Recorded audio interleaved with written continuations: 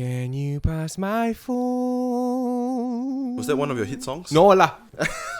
Ready for takeoff, Captain? Alright, man, let's go. Let's go. You're my co-pilot, man, now. Yes, sir. Okay, so you have to follow exactly what I say, okay? Yeah. Okay, sure. There you go. Yeah. So you do every single thing. I'll just sit down here, press the autopilot, and then make sure they deliver coffee on time. Oh, that's everything that I have to do. Just coffee. No, that's I do. You do everything else. Oh, okay. Is that how it works inside Co-pilot, the... no lah, of course no. not lah.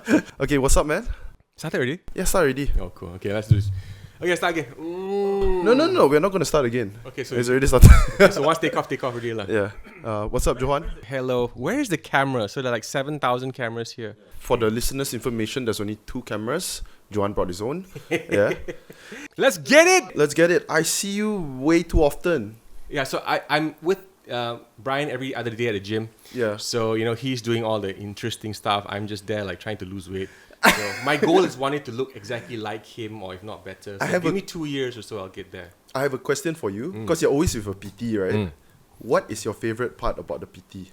The fact that he'll kick my butt if I don't actually do it. That's your favorite So part. you must remember that when it comes to PT, right? Yeah. You go to the gym by yourself. You go there like, what do I do first? Where do I start? And then the motivation lacks the moment you start cycling for 20 minutes. Like, I think I want to go for nasi lemak now, for example. The PT is different. Like, okay, I have to go to PT now because otherwise you're going to kick my butt for not going. So when I go there, I know that, okay, he removes the thinking from me. So he just says, okay, you go here, you do this, you sort this out. Yeah. Next thing you know, it's like, 1 hour already. Okay, then the massage thing happened, then now what happens next? Yeah, I wanted to say, right, the favorite part, is it not the massage? I see you having a good old time every time. That's at the end of the whole torture. The first hour is always torture, then after that it's like, oh, thank you for stretching it. And then we repeat again the next day. So yeah, he gets his elbows in. Man. Dig your back. Yeah, thank you, man, Han. And my PT, so he's watching as well. Yeah, dude, tell me, man. So we kind of grew up in the same area. I know, man. I just found out that you're also from SKTTDI, SMTTDI. Yes, sir. So literally my school was just across here in the studios here. So this has been my area where I literally grew up in. So brings back a lot of memories for sure. Yeah, so I heard that you were in radio. Yeah, but apparently I just found out today that you were in a boy band. What do you call it, a boy band? Back then, yes, Backstreet Boys was huge. Me, La, Shah, and Zaf, we were same school, Tamantun Boys, right? So we were part of a group called VE. I was the original for a VE. So we signed with Nip Publishing, Nip Records back then, with V2 or Virgin Music, long time ago. This is like talking about before you were born in the mid-90s. Then we joined the Battle of the Bands on TV. I think TV3, wow. Yeah. Good times. So we won first runner-up. And then I stayed with the band for a good 2-3 years, and then I went solo after that. Solo meaning that in 99, I went into music production. I went to my own, creating my own album or creating my own music. 1999. So I started writing music for like people like Anwar Zain, Sheila Majid, Dainur Faiza, Khair, Akanabi Fantasia. So I went into the most songwriting, music production, as opposed to being just in front of the mic singing. So I moved along that path as well. That's where I also dabbled in radio and television, etc., etc. Yeah, I can tell you're really, really comfortable on the mic. In front of the camera. I love cameras. I love the microphone because if you look at the psyche of me personally, we talk about human emotions. I grew up in a single child family raised by my single mom. Yeah. So during my time of growing up, if I didn't have you, which is my friends, I have nobody, right? So my mom worked in the factory in Klang, so we didn't really come from that great of an earning capability. I see. So yeah, single child raised by a single parent, and if you don't stand out, you get shot out. I see. Yeah. Well, you're a very talented individual. Thank you. Yeah, when you are not smart in school, you have to do what you have to do. No, let's be fair. I failed. Brian, I failed every single SPM subject except one subject. You're always in the last class. That's if I actually went to school. So because okay, so for me there's always a different. Say all this, So AirAsia's Tasnim is here as well. So she's here to make sure that don't say that, or okay, he can say that. So there. Thank you to Tasnim, thank you to Amzar, thank you to Anuja, Bo, and the guys at AirAsia for letting me do this and allowing me to do this. There's not that many people here. Okay, okay. Vishnu and one other person. So Tasnim. Pretty much in school, it was a whirlwind because first of all, I didn't speak Bahasa well back then because I came from a Eurasian background. Yeah, family. I want to clarify. Mom that. is Eurasian. Okay. Single parent. So Eurasian from where? good question. I think they were born in Penang, so from the Penang side. Yeah, and then No, the ethnicity. you have to ask me maybe a bit later when I find out again as well. Oh, it must be pretty mixed up. I wouldn't say pretty much, because for me, when I was growing up, I never really wanted to find that side, because if I'm born in Malaysia, I'm Malaysian and I feel Malaysian. So Yes. I don't know if it was same for you as well, but in the like 90s or 80s, 90s coming to school, doesn't really matter what color of skin you are, doesn't matter, how you speak, we're all the same. And it was so cool back then. There was no social media, so we were actually friends, and I genuinely loved it. So that's why you asked me the question now, Brian, is like, which ethnicity? I really don't know, because I'm Malaysian, man. You asked me whether I can relate. Well, for me, it's different because I'm straight up Chinese. Okay. So full Chinese, right? Pure Chinese. Chinese, Malay, or Indian, right? You straight, there's no confusion about it. We all feel Malaysian. So mine, I was like, dan lain. Yes. So I have heard this also from other people. Even Deborah Henry, she talked a bit about it. Like her growing up, she obviously had some mixed blood. I cannot remember. I think Dutch, a little bit of Dutch, if I'm not mistaken, or Irish. Yeah, but she also said like it was a little bit weird for her because like whenever people had to ask that, and she didn't feel like fully confident having to explain every time, like, I'm just Malaysian, I was born here, raised here. Yeah. Okay, so dude, after high school, man, oh, you know what? Tell me about high school. Why were you putting in school? Because I didn't understand what was actually going on in class. My Bahasa wasn't really that at a particular level. I even failed Bahasa in school. What about Remember back then, most of the subjects were in Bahasa anyway.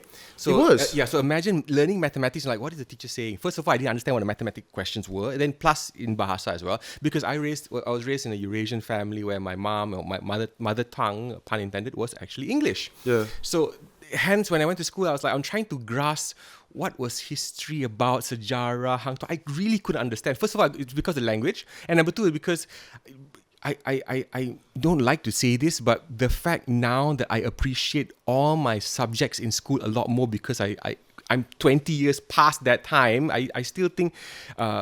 Which subject do you appreciate the most now? Now? Yeah. History. Same. Weird, That's the right? one. Bro, but I hated it the most because one of the teachers like, oh my god, Johan, you tak buat kerja rumah lagi. Then every time I come to school, like, Johan, you didn't do this. I'm like, cikgu, I don't even know what to do. No, but history is the most common one where people appreciate post high school. Right. Yeah, because back then when you're a kid, right, you're so immersed in just socializing, how to fit into cliques or whatever, how to get your friends to like you and all.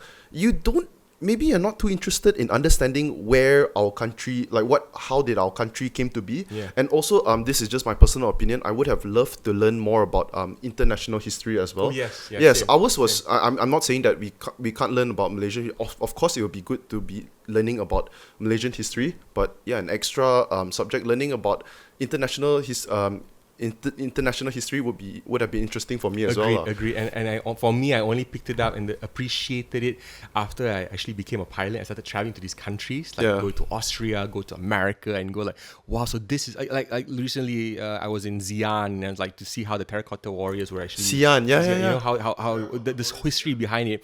Every time me and my wife we go somewhere, we actually stop by the museums to actually understand the history, and now we can appreciate the history more. I wish we have learned this a long time ago. So the terracotta warriors, my parents been there. I have not been there.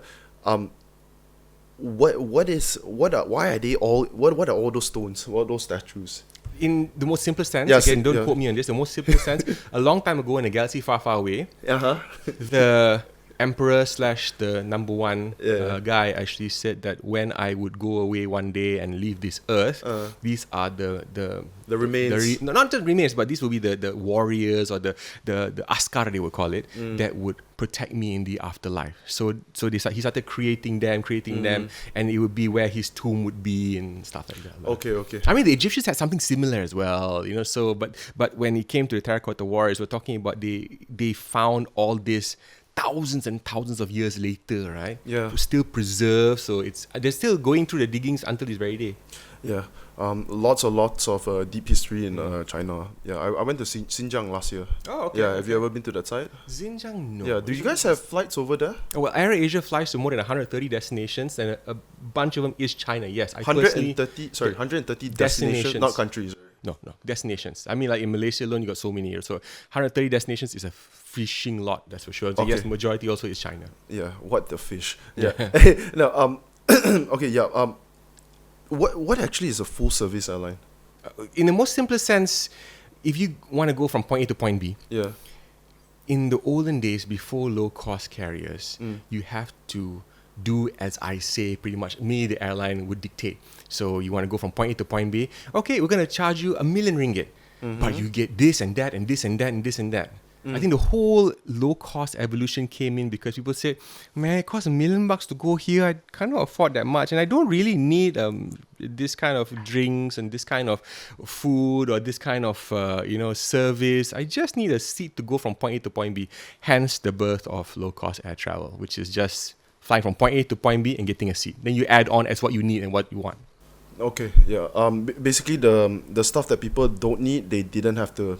I think glass half full methodology would be, we would the low cost methodology is you buy the seat and add on what you require. Because I know a lot of my friends who go from point A to point B, which is only 45 minutes, they don't need baggage, they don't need a buggy service, they don't need a wheelchair, for example. They just want their seat because in 45 minutes they're there. What do you think about travel insurance, flight insurance? Is that a must? For me, Yes. for me and my family, yes, because it saved me multiple times. Not just travel insurance, but insurance in general. I'm not selling insurance. I'm just saying that it's Flight insurance. Flight insurance. He's selling that one. I'm not selling flight. I'm just saying that your guy is amazing, man. Vishnu, thank you. So yes, Tune Talk is Tune Protect as well. But yes, insurance gives you that peace of mind that if I'm flying from point A to point B and there's delays or there's like lost baggage, I know that I'm taken care of. Delays. My parents just told me about it the other day. More than 6 hour delay. I'm not sure which airlines are, but they get they reimburse them like 200. Okay. I think that's quite standard. I think some even 4, some 6. And some people like even your airlines delayed like overnight. You get a hotel stay. It depends on the particular airline. Depends on the insurance situation. Yeah. Okay, dude. We rewind first. Sure. Yeah. So school. naughty kid in school. Yeah, but dude, you said you couldn't. You were bad at Bahasa, right? I didn't speak Bahasa in my household. I picked up Bahasa also primary school and secondary. We both went to the same school, right? So you just sorry. What year did you graduate school? High school 2011. Yeah. Fish. Yeah, 1990. I graduated in somewhere in the 90s, lah. Right. Okay. So it was close. So having said that, in school, even though I was not in class, I was doing a lot more extracurricular activities. I'm not talking about extracurricular as in class school. I'm talking about in school. So I was the president of the Geography Club. I was the president of the Information Technology Club and founder of the Information Technology Club.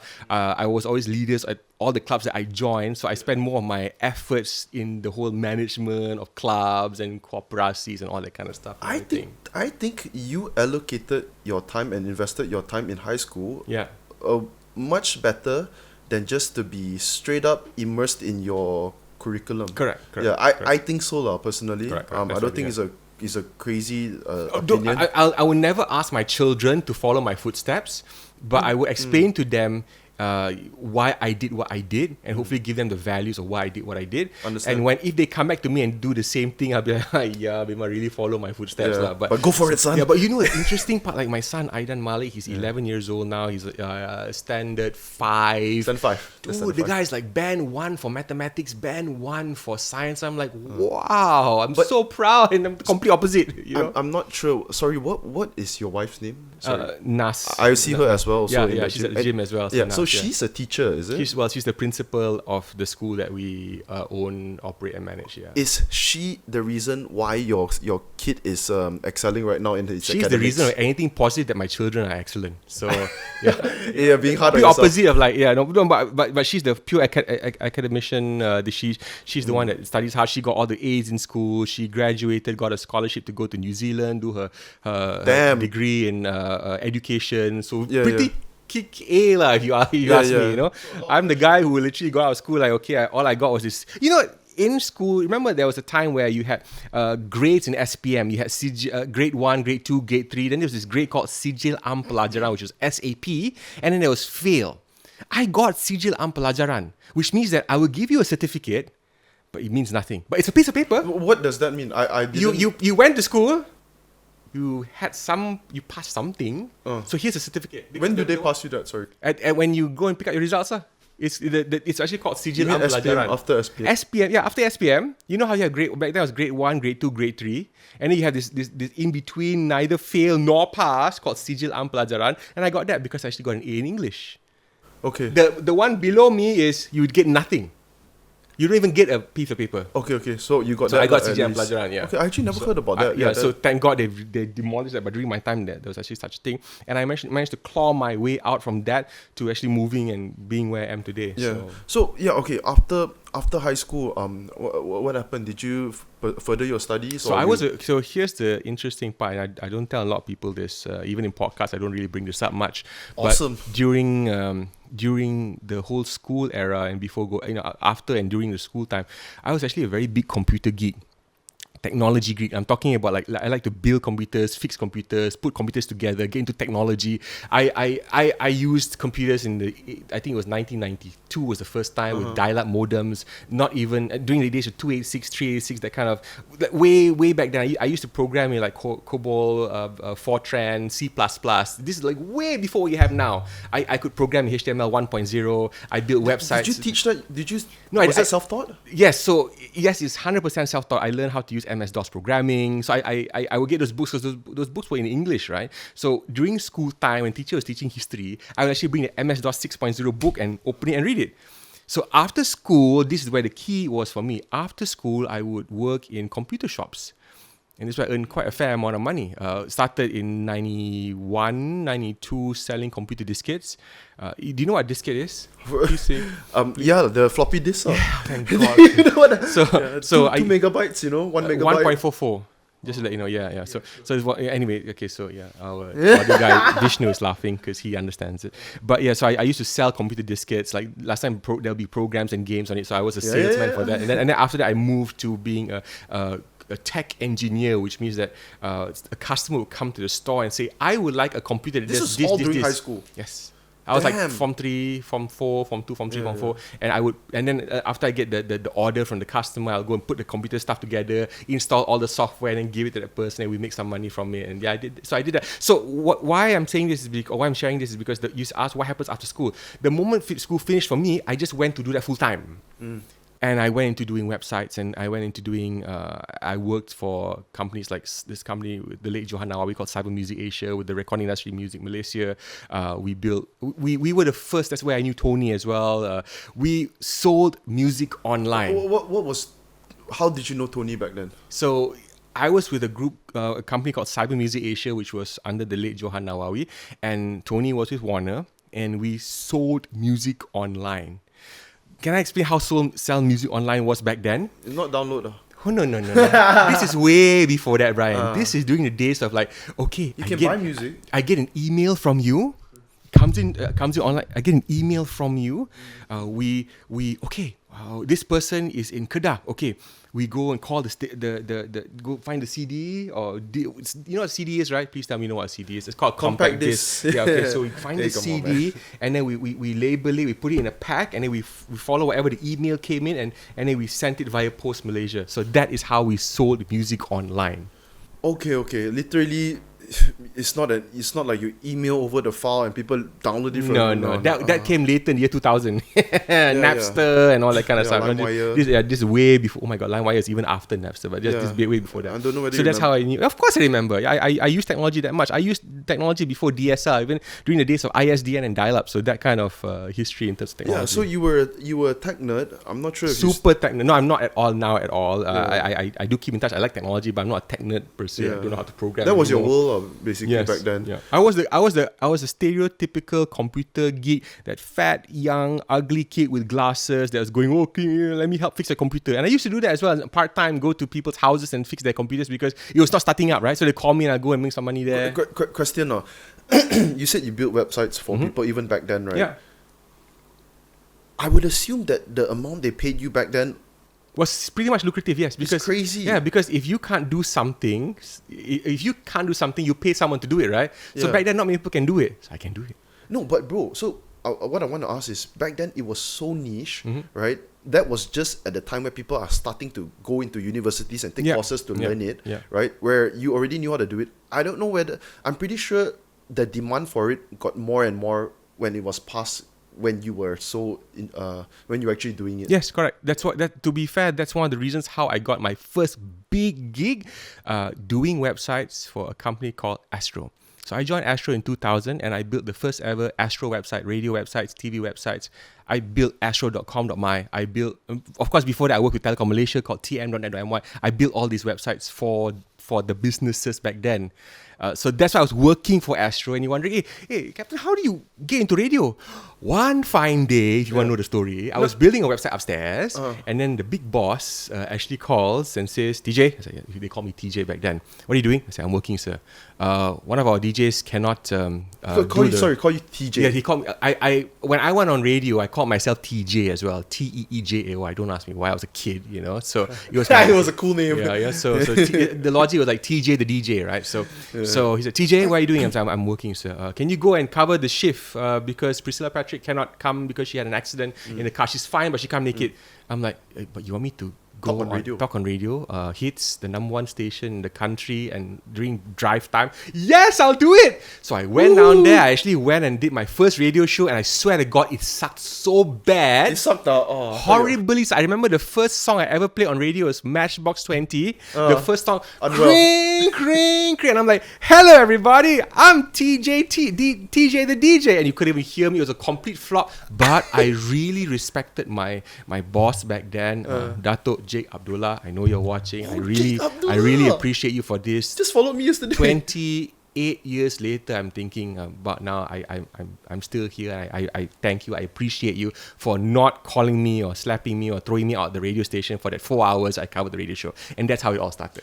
So where does the music part come into play? The singing. Yeah, so I dropped down from the whole. I was no longer with V after that. I went solo. I did more music. Sorry, there's too many things. So while you were building websites, right, into tech, doing tech work, you were also singing the whole time. I was songwriting. Even in high school. Yes. I was singing. I was also song production. Yeah. Single child, raised by a single parent, had nothing else in his. Mind you, Brian, back then there was no social media to scroll. Yeah, if you go now, you can just watch Netflix and chill. Back then, you had no friends. You are not out. You have nothing to do. Yeah. So time, not married, no girlfriend. Who la want me? So literally got so many things to do. So I work/study the whole entire day. Went home just to sleep and then continue next day. Question: I assume you weren't that into gaming. I'm a super gamer. Oh, you was? But how do you have time to do everything else? Because back then there was no social media, right? I played the first few games. Like I'm a big FPS fan. If you know Doom, let's go further back. There's Quake. Yeah, so I did all the Counter Strike, DDoS. I was a major gamer. DDoS are ice wall.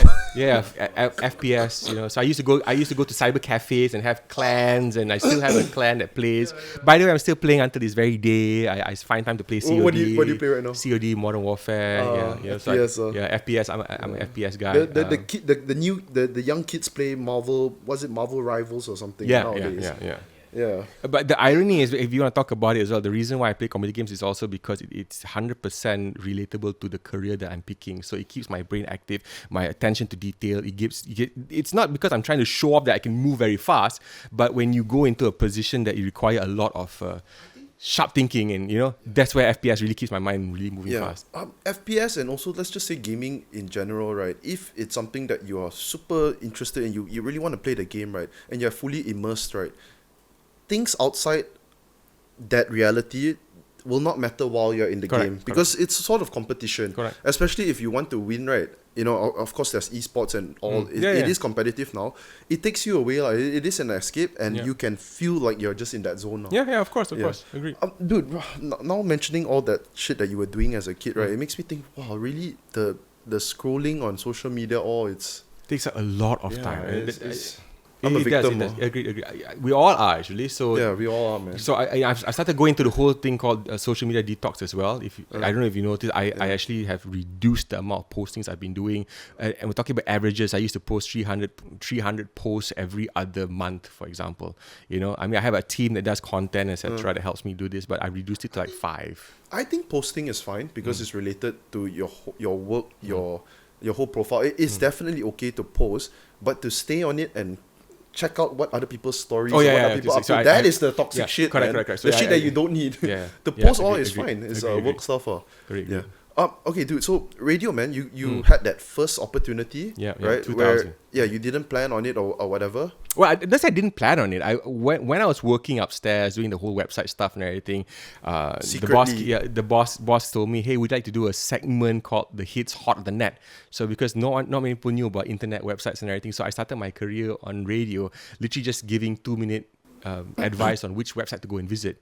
Hey, what's up? It's DJ TJ, and on Hits Hard on Net today, we're going to be talking about this car rental company in Malaysia, blah, whatever. And we talk about it for 2 minutes and 30 seconds. Or, hey, do you have a problem with your relationship? Check out some blah, blah, blah, blah, blah, for example, in this website. So I would do that every single day. It will be at night, 8:30 p.m. I still remember. I'll listen to it every time I can listen to it. Yeah. And that's how I got some... You already had your segment. Yeah, before correct. I had that. my segment. So it's pretty much saying that, okay, now from that segment, from 2 minutes, you go to 4 hours. Yeah. And then from that 4 hours, they said, hey, do you really like radio? I said, yes, sir. It's all my life. I think radio is my blood. I love it so much. Then they put me to the midnight shift. Because any announcer always starts on the midnight shift. And that's where the spooky stuff come out. There's all the stories all come out, all within the been there, done that lah. Yeah. You know? Sorry, So, what is the real reason actually that they start you guys on midnight shift? not many people listening lah. Yeah. You know? I You can thought press so. this button and that button. No one really heard. There are still, you're talking about number one English station in the country. There are people listening. Instead of 1 million, there maybe be 250,000. But it's better than putting you in the prime time where, there's 3 million people listening to you. A peak. Yeah. I assume Prime is just morning. Yes. Morning show. Morning and evening. Pretty much back then it was when you are driving in the car to work or coming back from work. Yeah. So how long did you do full-time radio? How long? I've been on the radio, full-time radio. No, how long? I've never been on the radio. You never did a full-time gig? I did with X Fresh maybe about 2 years. But I've been on the radio for 30 years. I'm going to say this again, right? I started in 1999 and then now is... Okay, last year was the last year. Did it scare Right? you to say 30? Yeah, I know it did actually. I've been in entertainment and radio now close to 30 Wait, years. Yeah. you still do radio? I'm sorry. No. I stopped last year already. I want to resume. It's just that right now it's a bit tough with 3 kids, a cat, and so And flying. and yeah, We of have course, not mentioned flying Yeah. since the beginning. People now are confused. Is this guy really a captain or he likes to cosplay? Oh yeah, Yeah, I don't know. we'll get to that later, I guess. So this is Yeah, the whole, we'll get the whole to history. later, Yeah, you know. Yeah. What's up, guys? If this is your first time listening to this podcast, maybe it's your second and third time. If you enjoyed it, it made you laugh, made you smile, you learned something from it, do me a favor. It would really help me out a lot and support this channel if you hit the like button, hit the subscribe button, leave a comment, thoughts what you think about this episode, and enjoy the rest of the episode. Yeah, no, but... I love radio. Radio is in my blood. Music, entertainment. So, wait, the question is, when are you going to start your podcast? Why? I'm here with you. I'll do that. So It seems like you love talking, man. I do. And Yeah. that, again, if you look at the human psyche of why I love talking, I go to therapy because of this. And my therapist told me the reason why you're an extrovert, you are the way you are, Johan, is because when you grew up with nobody around you, no brothers, no sisters, no friends, you really got to go out there and find the friends, or you have to go out there and stand up. Because if you don't, natural selection, you will die. You have to find a way to fit in this world. Yeah. Dude, so how old were you when you decided to... And was flying something that you've always been fascinated with? I want to cry right now, man, because I wanted to fly aeroplane since I was 3 years old. You failed to mention that just now. The reason why is because at 3 years old, my late mom, Miss Marsha Ann Josephine Nicholas, gave me a book which was... I would love to find it until this very day. It doesn't exist anymore. It's just called Airplanes for Children. And I saw that book. It said the undercarriage, the wing, the cockpit, the all the engines, everything is here. And I would read that book when I was 3 years old, and I would sleep with that book until I think it was so torn that even when it was torn, I would still sleep with that book. That's how much I knew I wanted to fly. But as you get older and older, when you go to Standard 1, you go to school, and they ask you, what do you want to be? At Standard 1, I put pilot. Standard 2, pilot. And then when you go to Standard 3, you're like, okay, I wear glasses. I don't think I can be a pilot. So I put air traffic controller because I like to talk while in aeroplanes. And then I move from pilot to air traffic controller, Standard 3, Standard 4. And then we go to Form 1. What you be when you grow up? I'm like, alamak, I don't think I'm smart enough because mathematics all fail and everything. Never mind lah. Then I just I put singer lah, songwriter lah, music producer lah. All because I was giving myself, I was doubting myself. Full stop. Understand. So that's how that's where it fizzled off. Yeah. Cabin crew never what do you call it? Couldn't even consider it because at a very young age I was already overweight. So in my head, I was, so. I don't believe I can actually laugh at it now, but yeah. So why it did I is. laugh? But the whole idea is so until this very day, yeah. So you said that you were short-sighted, is it? Yeah. But you're a pilot now. What happened? I know that you can't. Misconceptions, the myths that if you are short-sighted, you can't fly a plane. I never knew. I always thought that because you get that newspaper cutting. You see newspaper cutting, you must have perfect vision. No, I heard that as well. So the whole idea is actually it's not true at all. You just have to be perfect after correction. Cannot be colorblind. So of course, again, this is in the most overall sense. You got to go to a doctor, eye doctor, and they have to clear you for it. But I didn't know that until I was like years later. Yeah. No. So my brother actually wanted to be a pilot when he was young. He had color deficiency. That one cannot. Yeah. So that one really derailed his whole. I don't know how. To be fair, in the US, there are some pilots who can with color deficiency, but it's a private pilot's license, so he can still fly a plane, but on his own. And there are some conditions he has to fly with somebody like that. Okay. So it can still be done, but not fly for the airline, etc. Your life at risk is really different than a few hundred people's life at risk. Absolutely right. Yeah. Okay. Yeah. So at what age, man, that you decided to go and learn more about like how you can actually be a pilot? Interestingly enough, in 2003, when I started going on television, I was the host of Mentor on TV3. It was a talent show, and then one fine day, I told myself that, hey, after I finish this show, I'm going to finish up my master's. So I did my master's and my MBA, and I did my MBA. I think 2004 I graduated, and then I said, hey, as a graduation present to myself for passing it, I will go on a discovery flight with a friend or whoever that can take me and go fly around. So what is a discovery flight? That means you just sit in the captain's seat of a small Cessna 172, and the real captain or the instructor pilot, which his name was Captain Andreas. It's a small plane. Small plane, just 2 people, 4 people, and then we fly around KLCC. So I did that, and on the first day I started flying, I was hooked. And then he was like, hey, you have the talent for flying. I don't know if you're trying to sell it to me or whatever. What do you mean? Sorry, what do you mean first day you started flying? I thought you were... But this was... I did a discovery flight, and they let you hold the controls for a little bit, okay. Move the plane left and right, and then they show you the experience of landing and all. So I did illegally that. No, illegally. They're allowed to do that because the instructor is next to you, and he's allowed to do that. Okay, of course, he cannot let you land the plane. But what I mean is, but now you're flying, and then he can say, okay, you take the control for a while, you just stay a little bit, you can get the feel of it lah, So I did that, and I genuinely loved it, and then I was hooked, and he said, hey, you have the flair for flying, blah blah, why don't you come and join our club and get your own license? And I'm like thinking, I already finished my MBA, why don't I just do another license just for myself lah, private pilot license? And I did, and I passed. And after that I was thinking, now I got my private pilot's license, since I'm in radio and television and I'm in the industry, why don't I take friends of mine who are celebrities in Malaysia and fly them all around the Twin Towers and Batu Caves, and I did that. So today we would do it minyak and do it for the plane, and then we would all just go fly, and I'll get just my for hours. Leisure, is it? Leisure, but also I get my flying hours with hopes that one day when I touch 500 hours, I can convert my private pilot's license to a commercial pilot's license, because to fly aeroplanes is a lot of money. But if your friends are paying, helping Tong Tong and everything, eventually one day you can actually get there as well. Can you tell me about the pilot's license? Mahal. Expensive. Commercial and your private. Private what last time was about 20, 30, 40,000 ringgit. Yeah. Back then, during my time, to get your full airline or commercial license, about 400, 300, 400, 300 plus thousand ringgit. Full, the commercial. Yeah. Yeah, and back then, we're talking about middle 2000s, yeah? Okay, 400,000, but 500 no, hours. not even. Maybe 200 plus, 200, 300. Yeah. But you need 500 hours. No, okay. So that is if you go that you pay if you got money, you pay the money.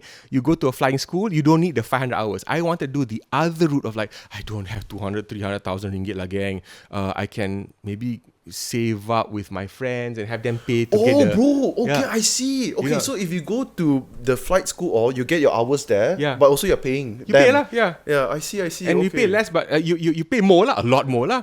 But if you give your friends, they're tong-tonging for you. You pay 1/4, whatever the amount required, but you have to clock your hours lah, 500 hours. You get to hang with your friends also. And have friends, yeah. Awesome, so I pick that way. So there's always more ways to skin the cat. Yeah. Okay. Awesome. dude, this question, right? So, cabin crew, right? We talked about this with I talked about this with Arif, right? Entry level pay for cabin crew is 5K, right?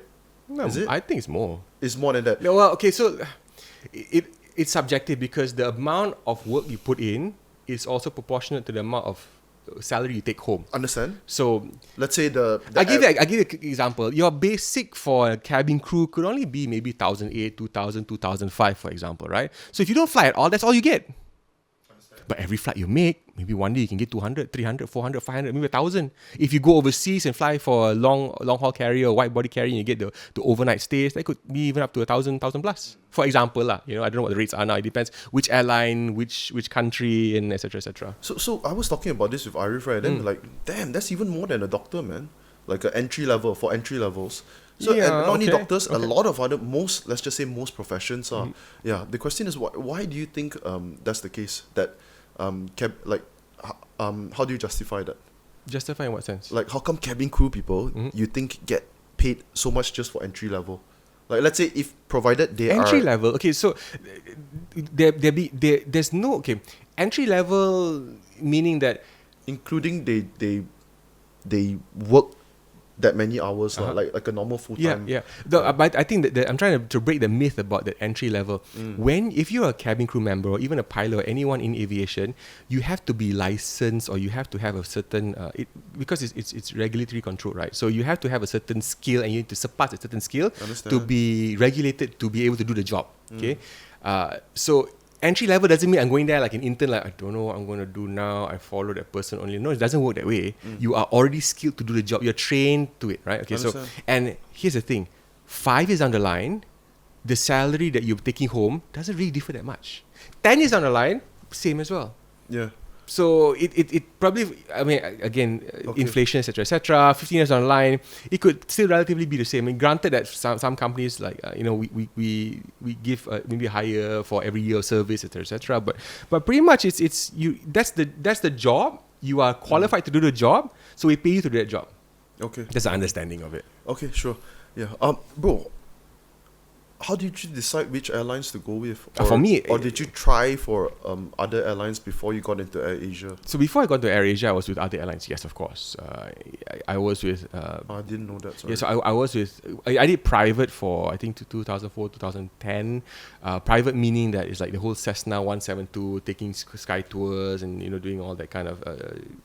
Showing tourists around the skies, of Malaysia. Of Malaysia. So I did that, and then after that I moved. I got my I graduated from Australia with a diploma in aviation, and then I came back. How long did you spend there? 1.5 years. Not too long. Breezy, Kulangata, and then Kuli, and then came back and worked on the ATR 72 with Berjaya Air, and Berjaya was fortunate, to have working relationships with other airlines like Airlines PNG. So I was based out of Cairns, and I did like the Papua New Guinea routes, and I did quite a fair amount of work with Berjaya Air. And then one fine day when it came to I think 2012, there was a shortage of pilots because the Malaysian pilots were leaving to go overseas because of better pay, better working conditions. So there was not enough pilots. It's demand and supply, and it was timing, right? In general, or you're talking about AirAsia? No, I'm talking about in general. Malaysia, the Southeast Asia region started losing pilots to the Middle Eastern carriers or Hong Kong or Korea. And the reason why was fighting the currency overseas? Yes, correct. Yeah, and then the lifestyle and that kind of stuff. So those who were here, there were not enough pilots in Malaysia to expand the business because more airplanes coming in, but no people to fly them. So then they said, hey, okay, so we cannot take fresh graduates, but anybody who has airline experience, and I had airline experience, and me and my colleagues had airline experience, and then we signed up and we actually got it. So, but bro, so you're flying for private companies and all, right? You didn't actually think back then that, or did you actually want to fly commercial? Did you have that in mind? Secretly, I've always wanted to work for AirAsia. But why didn't you go for it? You had everything. So I did. I applied. I didn't get it. Oh, I see. People have this misconception that, oh, you apply job, sure dapat. Doesn't work that way. So I applied, I went for the interviews, I went for the exams, I failed like 4 times, and then I kept on trying, I never give up. So that's one thing AirAsia has always taught us all-stars is grit, that if you fail the first time, doesn't mean that you're not good enough. It's just you're not ready. Which exam do you fail, the theory or the flying? Everything, you name it, I failed it. So that's how it was, right? And you could take it from a point of like, oh, I go depressed, I go cry in a corner. I did all that, definitely. It's tough, of course it's tough, because tough, you're looking forward to work with this place and you don't really get it, and you go like, how come my friend got it? Alamak, he's better than me. And then you start getting jealous. Every human emotion came, it was like that. I believe me, been there, done that. I even failed to join AirAsia like 4 times, and even I didn't even get the job. I had to work somewhere else first, get the experience, and then try again, and then finally got it. But the point I'm trying to make here is, if you fail once, fail twice, you fail 3 times, doesn't mean that it's the end. We have people who have failed up to 14 times. I phoned the co-pilot who's failed, I think like 14 times in entire life, and eventually got it. And I flew with him, so he got it.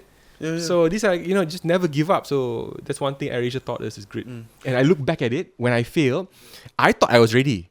Now I look back, I was not ready, man. It was a good thing that you failed. Oh, yes, definitely. yes. Yeah.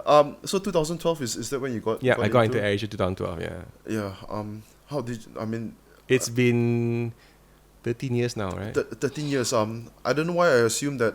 Did you have to do an interview with Tony? No, right? No. He's a busy man. Yeah, but not busy enough to not come and meet us and mingle with us. So I met him multiple times. He comes to the office every other day. He's very approachable. The entire AirAsia leadership is approachable. It's not one of those where behind closed doors. Even the whole working conditions are open door concept.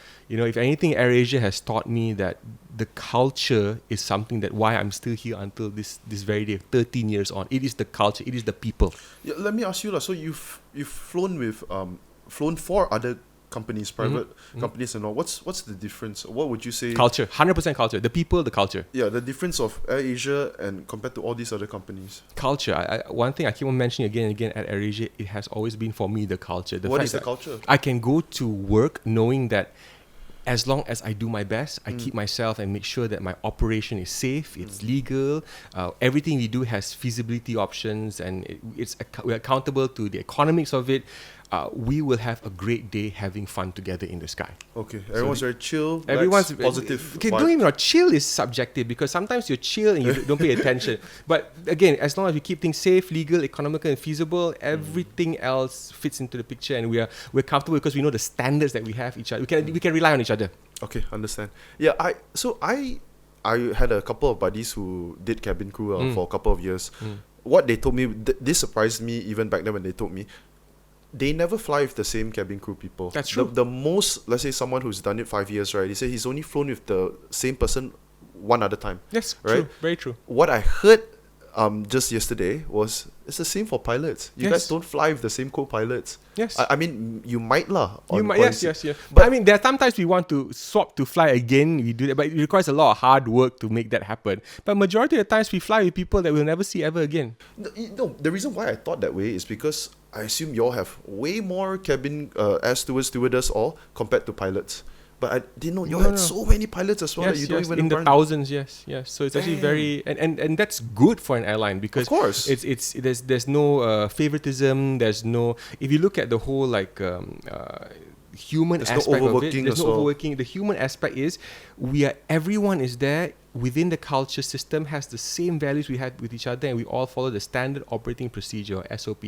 Meaning that when I fly, I'm flying tomorrow. I'm flying to Malé, right, with a co-pilot I've never met before in my life, and a cabin crew manager, and also a cabin crew team I've never seen before ever, right? But the moment we meet, hey, what's up? Yeah, because we know what we're going to do. We know what we're going to expect. I can rely on them. They can and will rely on me. I see. And it's a great working environment. After we finish, sometimes it gets kind of sad because at the end of the flight, when you go back to the baggage and you just go back home, it's like, man, I had a good day. I don't think I'll ever see you again. But hey, see you around. Yeah, so where are you based? It's I'm all the way in Ampang. I'm at Bandar Tama. Yeah. Correct, all right, correct. See you in another flight or live. Yeah, correct. Yeah.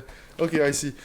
Yeah, bro. So something that give me the pilot, AirAsia pilot POV from the moment you reach the airport up till you get into the plane and take off. Like what do people not know or Okay, not what see? passengers don't know is the amount of work put in, not just by the pilots, but the cabin crew. Before we get into that, right? I just want to clarify because I see you really often at the gym. Do you do overnight flights? Yeah, I do. Yeah. You do, Yeah, but yeah. okay, but not too often. No, is not it? too often. No. I see. Okay. Because in a month you may get 1 or 2 overnights, but not too often. And sometimes, personally, I like to give those flights away because I prefer to come home every day to see the family. Correct. Obligations. And I spent 7 years of my life with the white body at AirAsia X doing overnights, and we only do overnights. So I think after 7 years of doing it, you kind of like want to come back home lah. I see. Yeah. So Arif clarified with me, right? He said like there's AK routes and there's a AX routes. AK, which is the AirAsia narrow body A320 operation, okay, and then the X, which is the AirAsia A330, Airbus A330 long haul or medium haul operation. Yeah, they're both very different operations. So right now you are flying AirAsia on the A320. So it's narrow body, it's daily, and I come back every day. Okay, what's the furthest place you would go to? Malay, Manila, Hong Kong. About 6 hours or? No, about 5 hours, 4 hours hours. plus. We'll stay there for about 25 minutes, and we'll come back. Okay, yeah. So tell me, man, from a pilot's perspective, the moment you reach the airport, what's the procedures like up till you get into the plane and let's take off? Well, keep it really simple. The misconception is that when we show up at the airport, everything is done. It's not true. In order for us to think of safety tomorrow, preparation needs to be done yesterday. So, example, like tomorrow I'm flying to Malé.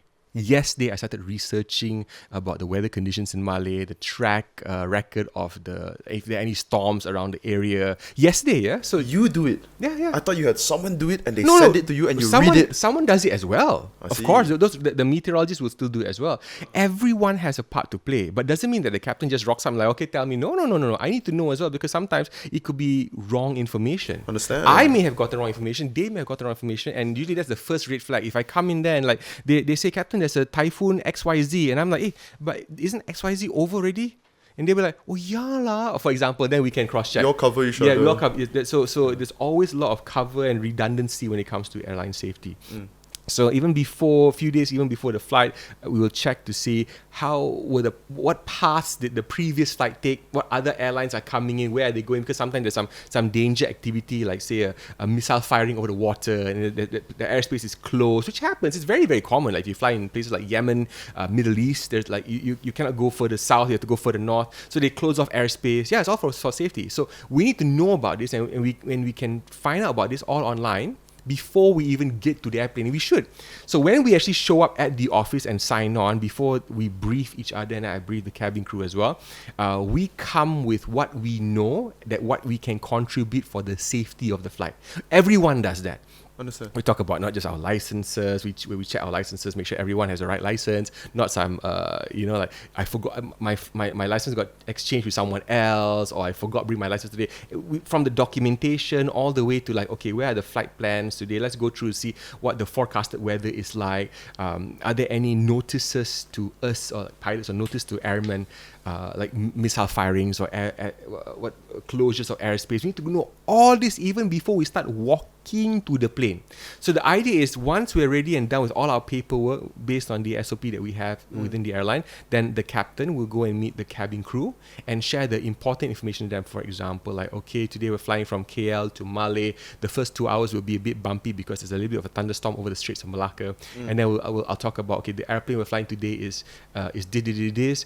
Someone in the last flight complained that the first forward lavatory, when you press the button, it won't. They put some toilet paper inside, so that might be stuck. So, but the engineer said that they've already fixed it. So can you please go and check to make sure it's already been fixed? So these are the kind of stuff we all look at before we even walk to the airplane. Then once we brief, then we start walking to the airplane. Yeah. A couple of things to do. I used to think that I was a kid now. Okay? I used to think that in the airplane toilets, right? They just dump it in there. That's not the case. No, not at all. No. Sorry, I'm just anyways, I'm glad I didn't listen to your podcast with Peter because I wanted to hear this all for myself. But bro, that is crazy that you mentioned the missiles thing. Okay, because there's wars in many countries, right? Different regions. I mean, you don't do we exactly know when they're gonna fire something? Doesn't matter. We don't even go there. Right. Doesn't matter. Okay. And plus, between me and you, can't really go up that high lah. I'm not. The missile. Yeah, it doesn't. Yeah. It's like pretty much saying like, okay, I got a drone. I'm gonna launch my drone here, bro. It'll go up to like 100 feet tops lah. But we're flying at 50,000 feet, so it doesn't really make a big difference. But in the interest of safety, there are some there are always multiple gates to making sure that yes, I know the missile may not even go up that high, but we're gonna block off this whole place anyway. That whole area completely avoid. Understand? So for on average lah, I'm not sure whether it varies too much, but how high are you guys in the air when you guys are cruising, like auto fly? 40,000, 39,000, 41,000. It's always around there. The higher you are, the less dense the air is, which means that you can fly through the air smoother, with less resistance, and save more fuel. So we always want to try and get higher. Okay, so let's say you're doing 40,000, and maybe another on a different occasion you go 42,000. Okay, so just to remind you that different aircraft have different service ceilings, meaning that there's a different height they can fly. Like for the 320, we cannot fly past 59,000 feet. For the Airbus A330, you can go up to 41,000 feet. For some airplanes like the Learjet or the Challenger, they can go up to 45,000 feet. For some planes, can go up to 51,000 feet. So it depends at what aircraft can go to which different height. And as you mentioned, the higher is always the better, if possible. Yes, and so having said that, the reason I'm sharing this is because when you go higher, there's also less traffic, less other planes around. So planes that are flying at 51,000 feet, it's quiet. Okay. Because you can go from... Do you know that we have airways in the sky? So it's not just from... Like, say you want to go from KL to Penang, right? You don't just go straight line. There's actually a road to follow, turn right here, turn left here, Jalan Raya, like that. Same thing. We don't have traffic lights. There's no like... we can't like pull the handbrake and stop, pull over and go arena. It doesn't work that way. Yeah. But there is an airway in the sky that we have to follow because all planes will follow the airway. So I wanted to ask, like, it is... probably common you all fly the exact same route with another plane, but the plane is 1,000 meters above. Yes, and below 29,000 feet is 2,000 feet separation. Above that, it becomes up to 1,000 feet separation. And then there's always a reason behind why we do it and stuff like that. Yeah. Okay, so let's talk about things that you see in the air. Other than clouds, what do you see? I've seen satellites. I've seen the ISS. I've seen the North Star. When you say you've seen the satellite, is it in your radar or you've seen it look in front there, of your plane? My co-pilot's like, Captain, what's that? Above her? Yeah, there. That's the International Space Station. Wow. International or Malaysian or what? Yes, no, we're talking about when you fly towards the Pacific Ocean, you fly towards Honolulu, you can actually see the space shuttle. How big is it, bro? It's a very bright light. They're just there. So if you are to fly that same route, you will see the same thing. No, because I think that it moves. The station actually flies around the world. Okay, later we have a small science lesson. I'll tell you how the thing works around. Okay, space stations. What else? Yeah, do you see? I've seen ships. I've seen warships. We've flown. One of my favorite ships. Yeah, ships. Like what ships? I've seen warships. I've seen stuff like normal cruise ships. So my favorite route has always been... what is a warship? Like for military purposes? Like the USS Eisenhower or whatever, all this fancy, the Enterprise, they still exist. My favorite route is from Kansai to Honolulu. That route is about 9.5 hours long. Sorry, where is Kansai? Japan. Okay. So called KIX. So I used to love doing that route a lot, and I was stationed in Japan doing that route just for AirAsia X. So I used to love that route because it's like 9.5 hours, 10.5 hours of flying, and you're in the middle of the Pacific Ocean, and there's absolutely nothing there. So when you see something outside, it's something. Okay. Because you know how big the Earth is, right? If you fly in this part of the world, over South China Sea, over Indian Ocean, there's always some other airplane flying. There's always something, right? When you're flying over the Pacific Ocean, it's a whole different thing altogether. For me, it was the North Star was the best thing I've ever seen. The North Star as in the Aurora, is it? No, that's Aurora Borealis. The North Star is, it's a star that when you're flying from Japan going to Honolulu, you see, first of all, you see complete darkness. There's no like road lights and everything. Yeah, this is Pacific Ocean. Yeah. Is it because it's nighttime or? Also, yeah, it's a very, very bright star. So it's called the North Star. So I thought it was aliens. So I asked I was a first officer back then, and I asked the captain, what is that? He said, that's aliens. Like, no, really? That's the North Star. I'm like, oh, wow. He's just there. So we followed the North Star. It was actually quite cool. So do you think there could be some UFOs? Yeah, I know that they are, and they're all from the ocean, right? the American government, I think Vishnu knows this, No, right? The I know, American government I now, heard they about are it, but what? Yeah. So I've never seen it myself. I know, no. I know you never seen. Okay, let's. Well, what are your thoughts though? Like, Yeah, I was always a big extraterrestrial fan. I mean, we're talking about X-Files, we're talking about Star Trek, Sure. The Next Generation. I'm a huge fan, right? So I always believed that there were aliens. I believe in Roswell. I used to play computer games like UFO. So I'm that kind of generation. Yeah. So I know it exists, but no one proved it. That's why when the US government actually said, yes, we're sorry everyone, we've been lying to you all this while, there are aliens in the ocean. I'm like, why no one cares? No, I'm so excited. But you can understand why the common people cannot care, Why, because they've been talking about this for generations. What the common people want, right? Okay, we're quite demanding, lah. We want to see that alien body, or we want to see that. Okay. Well, we want to see that ship. Okay, If not, they're just talking and talking. Yeah, okay, I get it. Okay, yeah, bro. I remember the first time when I was I think Form 1. Okay, I was in my library, my school library. I took a book called UFO something, and they were showing pictures about the Roswell crash. Yeah. And then we've got pictures of the aliens on the surgical table and all that. And I was really fascinated. And obviously back then I was thinking like, wow, there's all these pictures, so it has to be true. But I mean, of course Crazy, now, right? yeah, of course now I don't know. There's so many people that's gonna bullshit just to, Correct. yeah. But you actually I believe in it. Yeah, I believe in it. But okay, yeah, so you do actually- believe there's things that they have probably kept, right? I'm a Man in Black I'm a Man in Black fan as well, so I'm hoping that they actually eventually Star Wars comes, fan also. Not really, lah. You're either Star Trek or Star Wars. So I'm towards the understand. Star Trek side. Me and my wife are towards the Star Trek side. That's a earlier. Star Wars is a whole different. It's a whole different franchise, different everything altogether. And apparently, if you're a Star Trek fan, you're not a Star Wars fan. I didn't know. Yeah, I've heard that. Something like if you're a Friends fan, you're not a How I Met Your Mother fan. Oh yes, correct. I'm a Right? Friends fan. You're a Friends fan, right? Yeah. So I'm not. Yeah, right. Yeah, right. Correct. I'm How I Met Your Mother. Maybe also because okay. maybe also because it's different generation. But Yeah. I tried watching Friends, couldn't get into it. Yeah, like my wife, the same thing also. I said, Oh, yeah? you gotta go past your season 1 lah. She said, no, it's okay. Season 1 or more like episode 1 of. Yeah. Yeah. Okay, dude. So things you see in the sky. Are there any animals? Animals in the sky? No, I can No, not that high. No. Do you see planes often? Other planes, or you? Yes. In our theatre of operation here in South China, For Southeast example, Asia, that yes, route from Kantoya, Kansai to Kansai Honolulu. No, that's like just pure ocean, right? pure ocean, pure darkness. Yes. You don't see nothing. No. I see. But you like it Once like in that. in mind you, we're talking about like a 9.5 hour, 10.5 hour flight.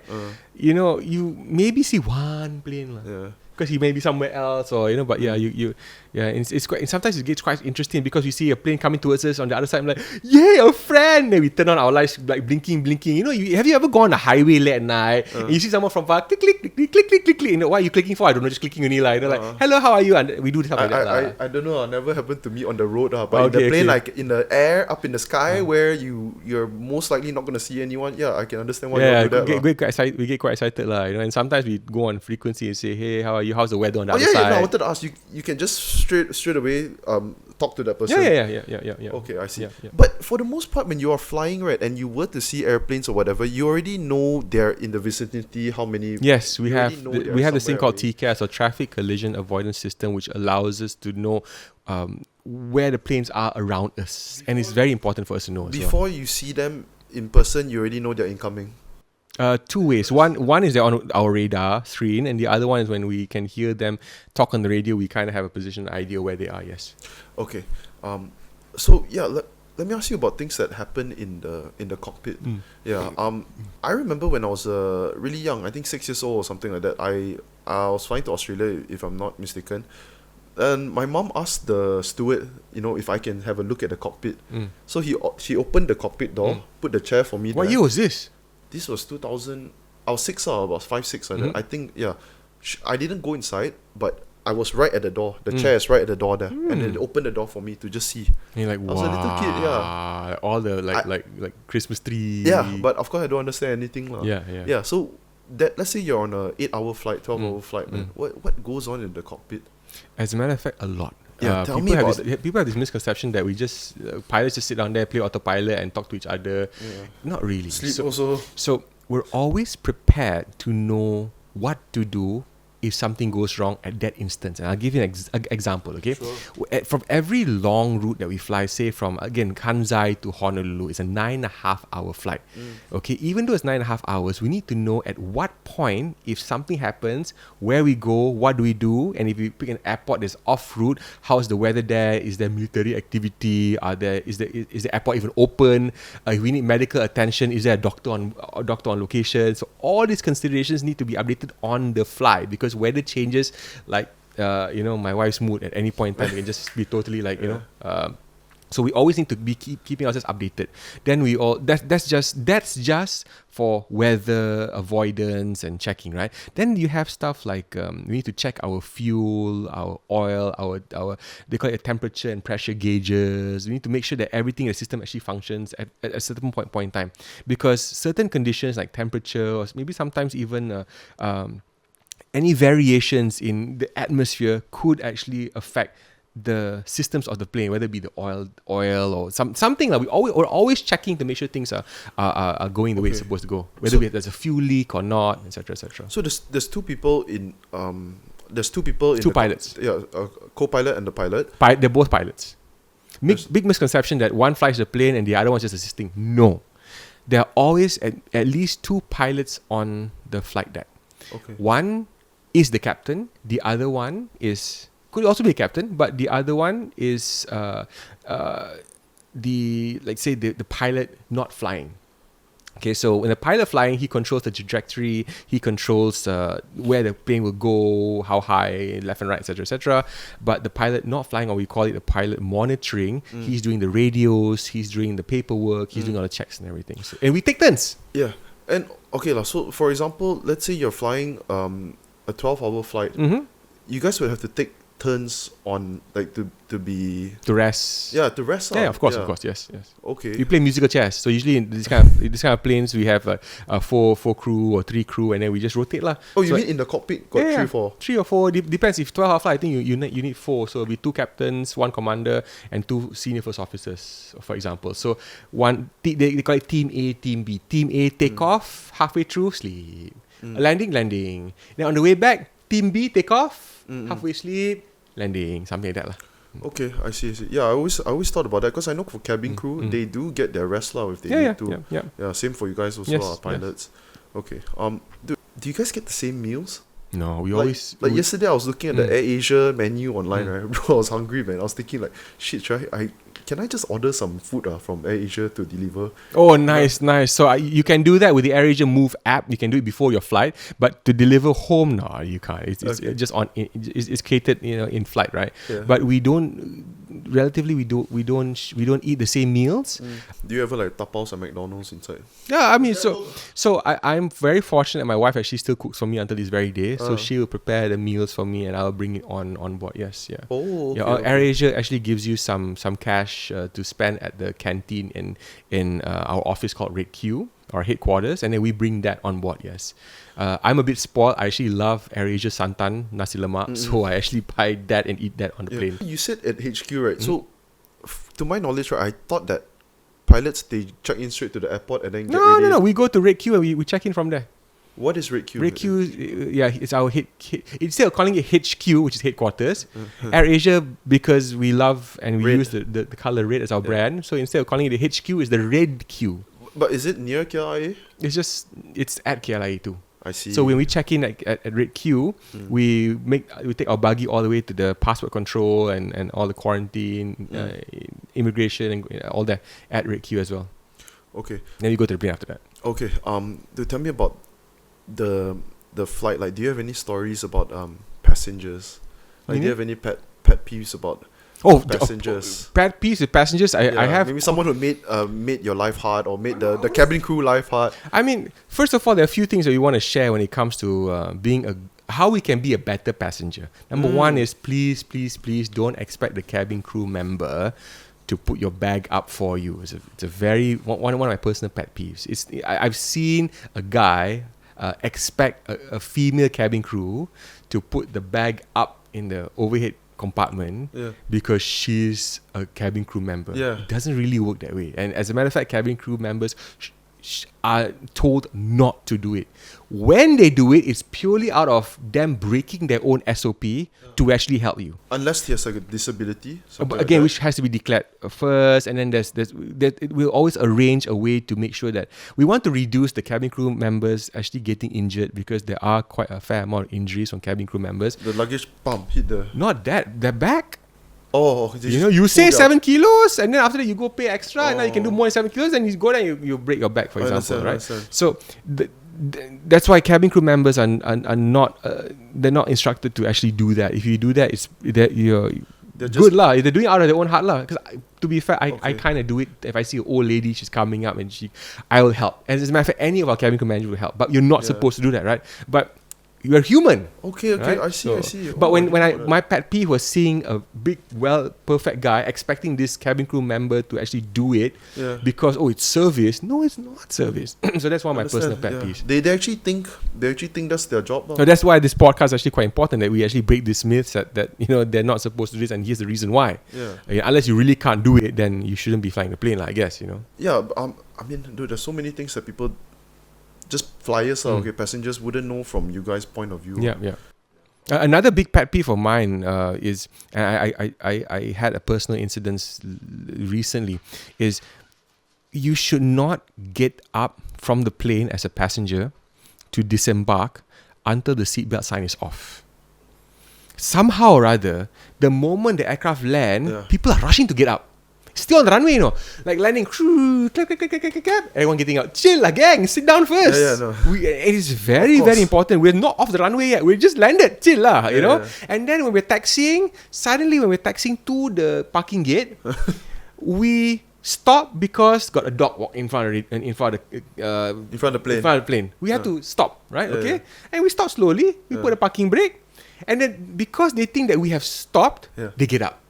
And they don't just get up, they get up and they take their bags. We ask them, please sit down.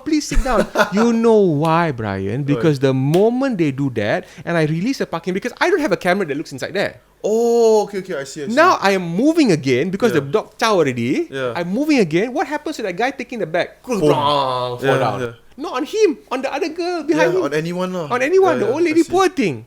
And then they blame whoever, So these are the kind of stuff. This is my biggest pet peeve. And example, when we're at the gate going to park already, you see, okay, we're at the gate there already, and then you see the cabin crew get up because the co-pilot says, like disarm all those and cross check. Cabin crew disarm all those. They'll say a command, disarm all those and cross check or whatever.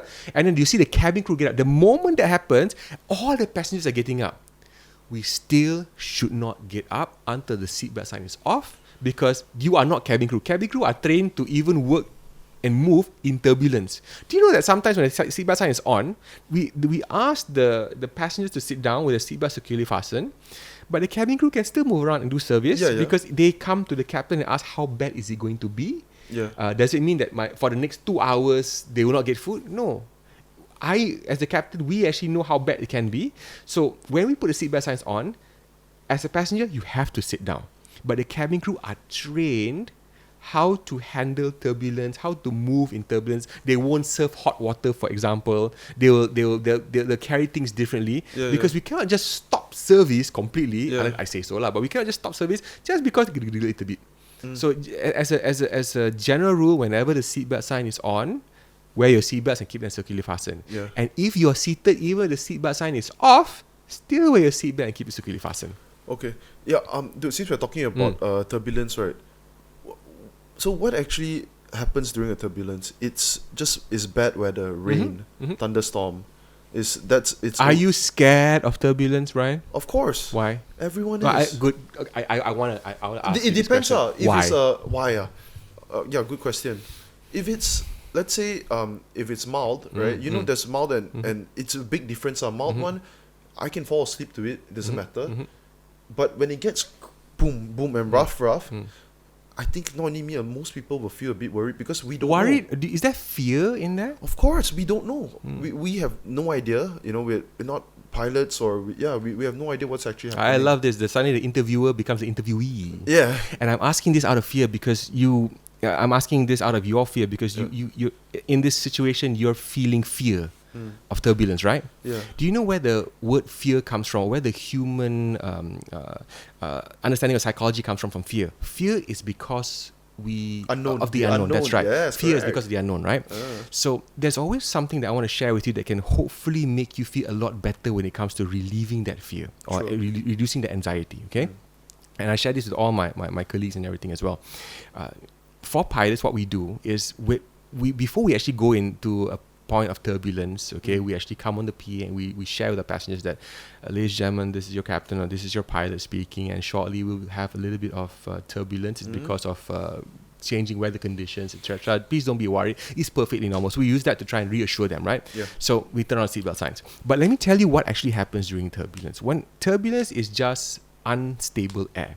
Now, immediately I need you to know and believe me, okay, as with all your heart, that the plane will not flip. I want you to understand this, okay? How you can go and try and Google positive neutral stability and I was it positive dynamic stability, okay? This is all during my flying school days. No matter how the plane shakes or moves or drops or goes up, right? It's always part of a parcel of air, meaning that in our understanding is, if there's a plane above here and there's a plane below here, you think you shake, this person won't shake, you langgar, for example. No, the whole parcel of air, this is what happens. Woot, woot, woot, woot, woot. It's a whole parcel of air that happens, right? So first of all, I need you to know that in turbulence, we're not going to knock into anybody. And number two is, we're not going to fall out of the sky. Someone has this misconception that if we go into turbulence, the plane is going to flip upside down. Okay? Now, to try and alleviate your fear, every 6 months, without fail, pilots are put into a simulator in the most extreme conditions. If it's called like a weather simulator. Yes, weather simulator or a flight Sure. simulator. It's upset prevention and recovery it's called upset prevention and recovery technique. I see. Where if for whatever reason that actually happens, we will be able to bring ourselves out of it. And it's part of a check that every pilot has to go through and must pass. It's not even whether, must pass. It's a particular skill, and after doing this for for every 6 months, you become proficient at it. You always have to prove our proficiency. And this is at the most extreme conditions. First of all, we're talking about redundancy. We will never put our plane into that point.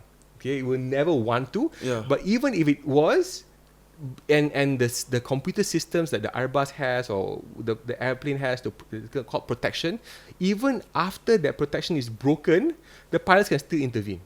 And did you know that in that simulator, when we put the plane in that unworthy position, it's because we want to simulate something that if the protections were removed from the airplane, we can still recover. How can you recover from that? Correct. Yeah. How we can recover, and we have to practice that every 6 months without fail. So we will not even get there because there are protections even protecting us from getting there in the first place. Understand. There's a safety precaution even after behind that safety precaution. There's another layer. Multiple layers actually. Multiple layers. Yeah. Reason why there's fear, I guess, is because we've heard about accidents or what plane crashes in the air.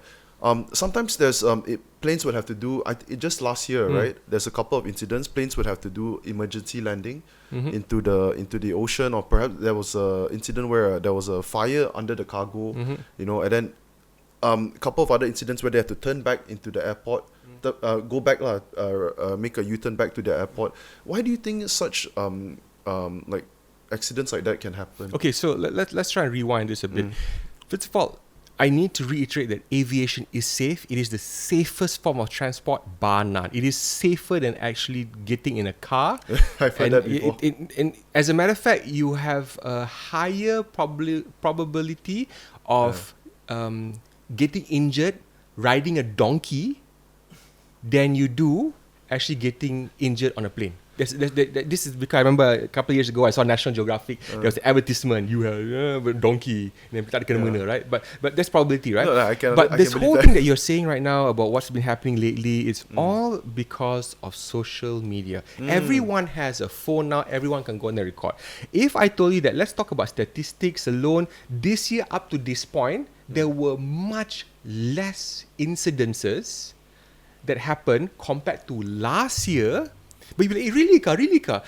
All because of social media, all because of the narrative. And do you know that now because of all the social media algorithms, it is such where because of what you're watching, you're watching it more, even from 5 years ago, 7 years ago. And you have that narrative in your head that, oh, it's unsafe. So I'm stressing out right now that it is nothing to do with that at all. I understand. Also, right, so I was searching out, I'm not going to say any names, any airline names or whatever, but I was searching, like, okay, because I've heard bad news, everything has been bad. Then I checked how many deaths were there due to plane crash or whatever the previous year, and actually I was surprised to find out the answer was 0.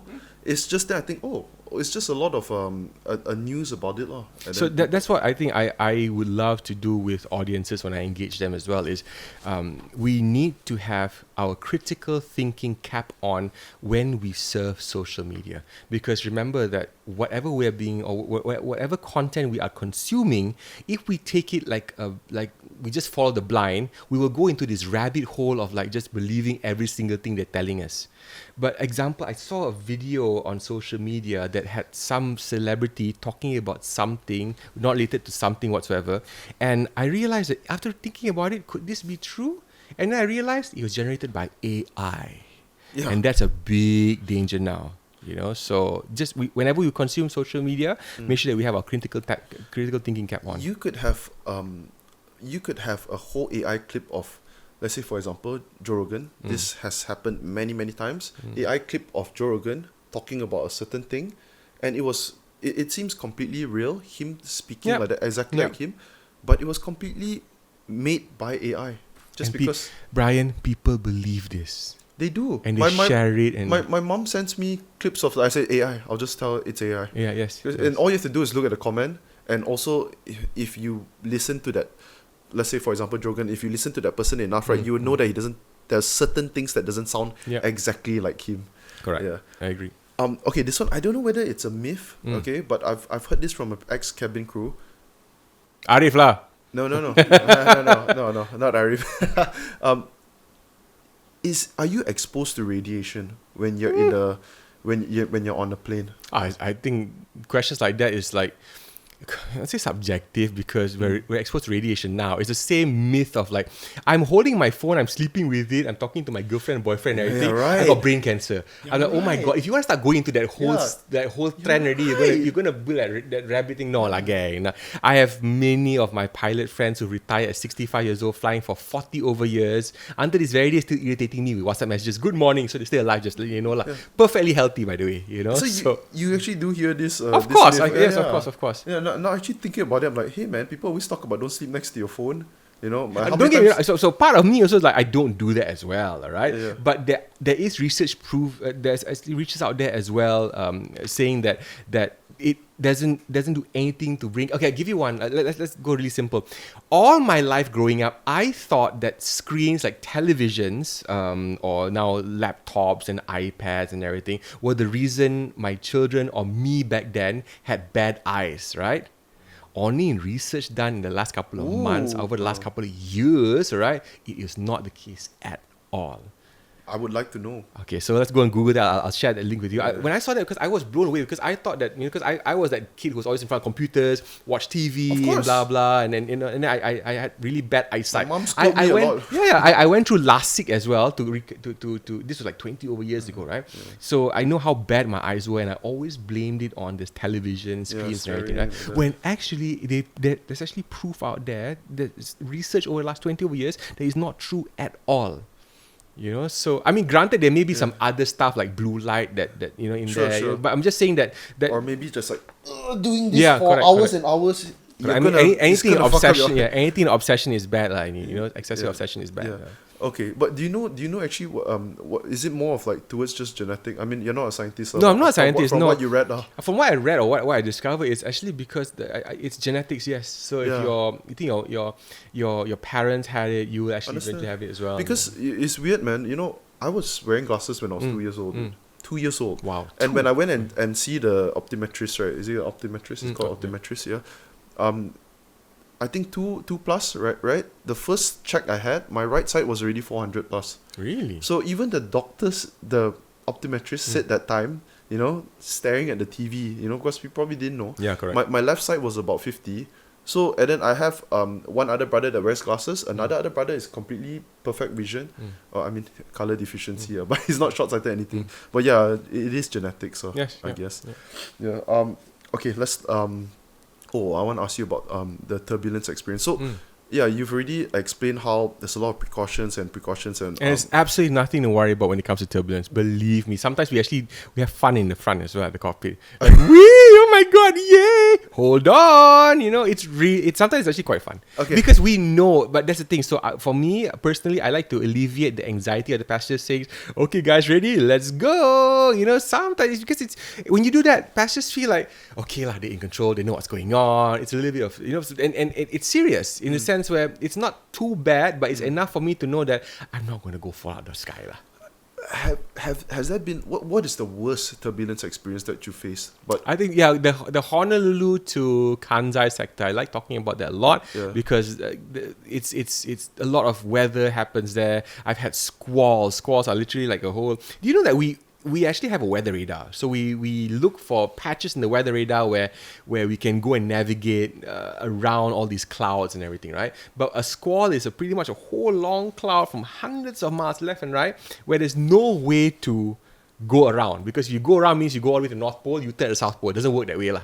So you have to hantam only, but when you go hantam, we have to go use a special weather radar to make sure you find this thing called the path of least resistance. So over the Pacific Ocean, there's a lot of these kind of squalls, and yeah, some of the worst turbulence happens there for me, that in my experience lah. okay, do you ever get like passengers that have real bad freakouts because of turbulence? And Not then in my experience, no. cabin crew have to like calm them down, you know? It has happened. It happens, right? It happens. Not on my flights, in my experience, no. But I've heard about it. I've seen it on online and everything as well. So it does happen. People are people, right? Yeah, they are people. So, yeah. I seen there's a lot of videos of, Yeah, you yeah. know, sometimes people are I specifically, I don't know, I see American people, they're in the planes, and then there's some sort of altercations, and then the pilot had to come up and take that in question is control. because the majority of them in America actually have mobile phones.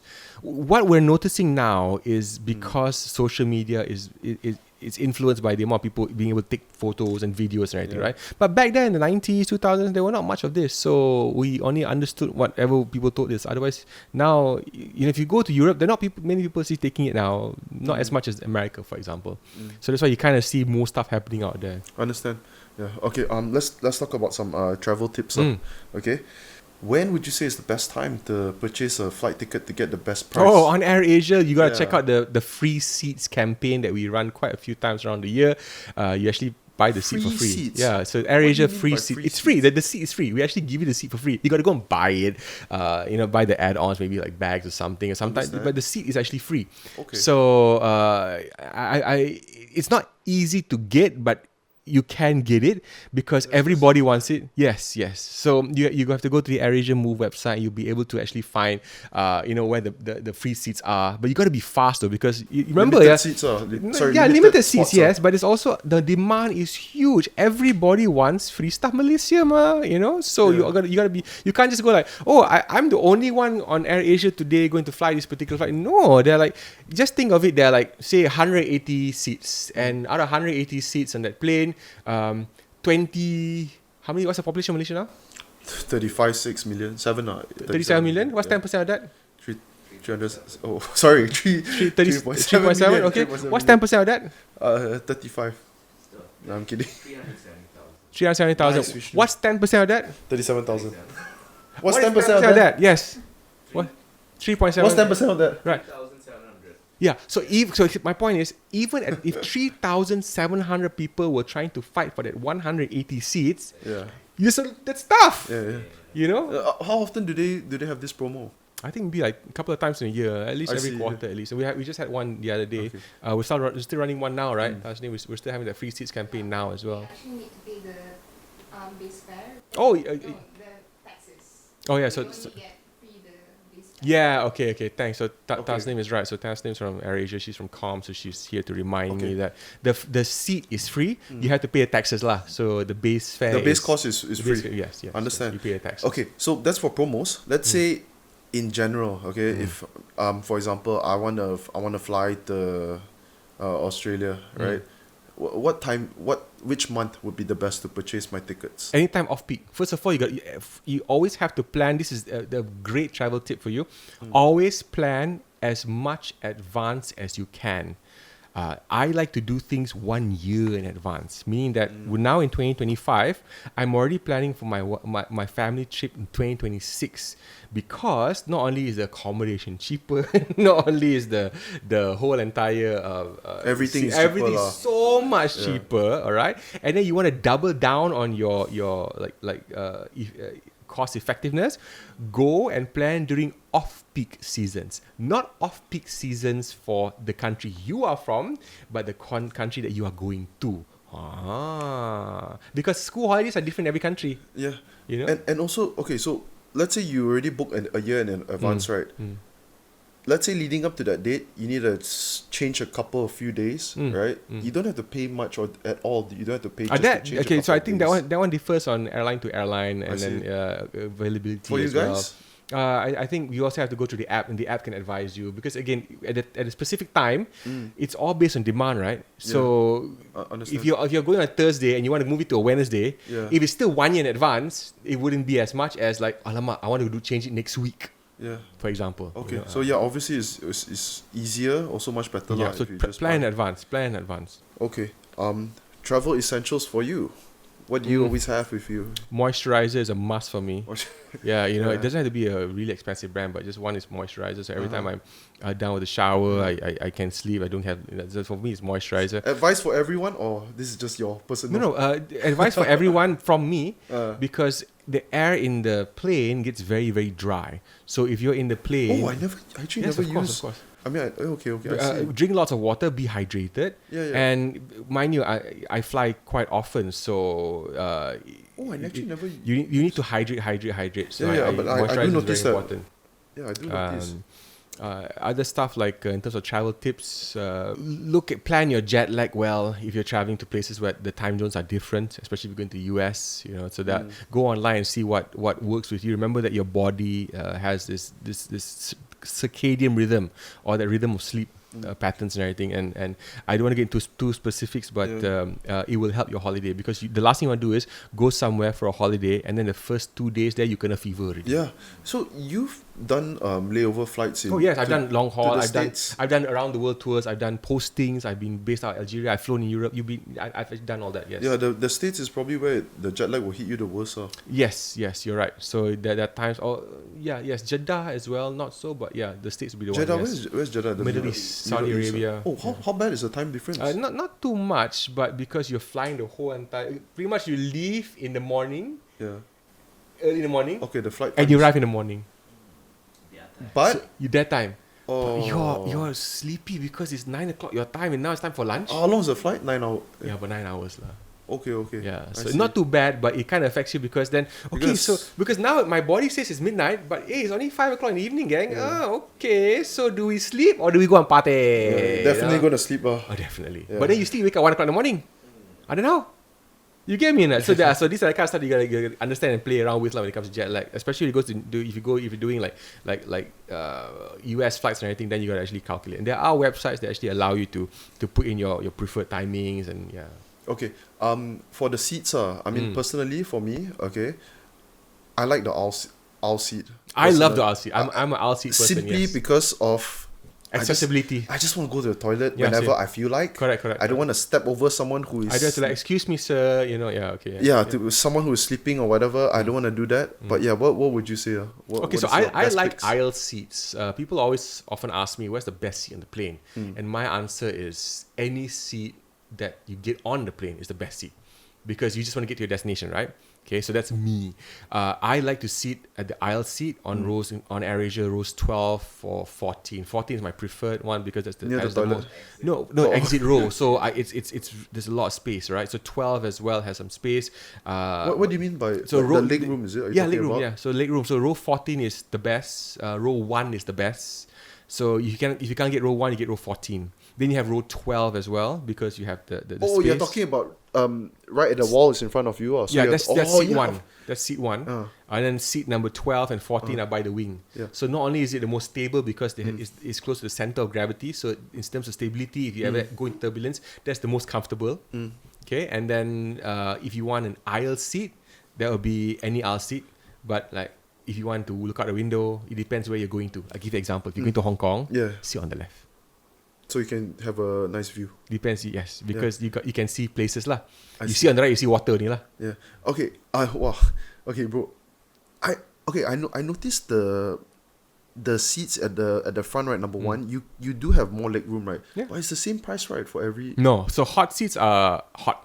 So we charge a little bit extra on those hot seats. Oh, okay. Because it's hot, it's on demand. Okay, I never go for that lah. But every time I notice like, it doesn't seem. And like the hot seats have should the be fair. advantage. You can actually board earlier. You can board first. You can get a special lane to get your express boarding. So I would always recommend you to get a hot seat because then you can go there and stretch out and put your bags and everything first. Sure, if it's within your budget lah. Yeah. Okay, this one is common question, I guess. Why do flight delays actually happen? Many Like most of the reasons. time. It's subjective as well because it's a very sensitive subject for some.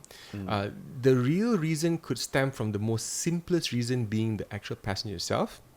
Not pointing fingers, not saying who's to blame, but everyone works around the clock to ensure we try and minimize delays. And let me explain. Remember, I'm the captain of the flight. I also want to go home and come back early because my children ask what's for dinner, blah, blah. That one's standard as well. So no cabin crew member, no pilot will want to purposely delay a flight. And sometimes sometimes we go out of our way to ensure that even if the flight is delayed, we still land on time or early. Okay. So so many reasons. Okay. I think I can give one example. Okay. This one, I was flying with Malaysia Airlines. This was last year, also going to Xinjiang, China. And when we landed, right, I dropped my AirPods inside the case, and my AirPods fell into the at the side of my seat, and then there was like a compartment. It was business class, so the seat, there was like a compartment below, so it fell underneath the compartment. And what happened was when the plane landed, right, they had to bring the engineers to come in, and they basically broke the whatever metal board that was there, and it took them 45 minutes to take my AirPods out.